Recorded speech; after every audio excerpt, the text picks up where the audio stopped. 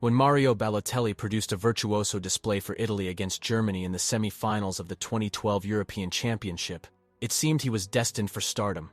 At that time, he was age 21, and the future appeared in his hands. Reality, though, has hit Balotelli hard. The Italy international has been unable to settle at any club he has joined. His career has been punctuated by a succession of minor controversies, such as the occasion he set his own house ablaze by lighting fireworks in it. It seemed inevitable, though, that his footballing qualities would triumph over his behavioral issues, but this never was the case. More than 10 years after he became the toast of his country, he finds himself apparently washed up. He has only turned 32.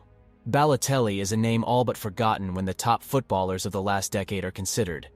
And it is in that spirit that he is now reportedly being linked with a move to mid-table championship outfit Barnsley. The Tykes certainly wouldn't be the first side to gamble upon the mercurial talents of the Palermo-born forward, whose career started to promisingly with Inter and Manchester City. In 2012, he moved back to Italy after a promising spell in the Premier League and thrived with Milan, scoring 26 goals in 43 Serie A matches. His form was such that a Premier League-chasing Liverpool side were tempted to spend $16 million on him, yet this was really the beginning of his downfall.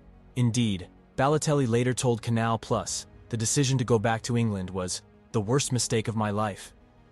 The disciplinary issues that had plagued him early in his career began to catch up with him as 4 goals in 28 appearances saw him shunted back to Milan on loan. At San Siro, he was unable to recapture his form after groin surgery, and when he returned to Anfield, he was frozen out by Jurgen Klopp.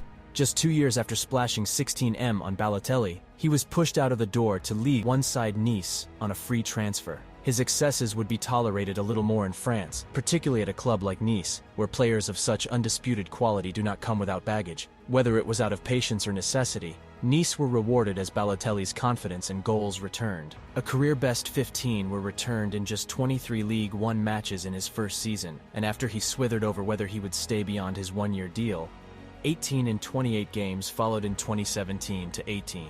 Then he hit the self-destruct button once more. Amid a contract dispute, he failed to net in 10 League One games in 2018 to 19 as his sulky side resurfaced. When it comes to Mario, I want to answer back, or just slam him up against the wall, or leave him hanging by his collar on the coat rack.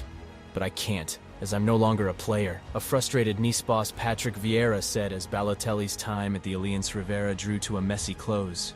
And so to Marseille, which seemed himself. He elected to leave France at the end of that 6-month deal. After 6 months as a free agent, he signed for hometown club Brescia. It was not a triumphant homecoming, though. Balotelli was subject to racist chanting on multiple occasions, and Brescia were relegated after he contributed just 5 goals, thus triggering a release clause in his deal.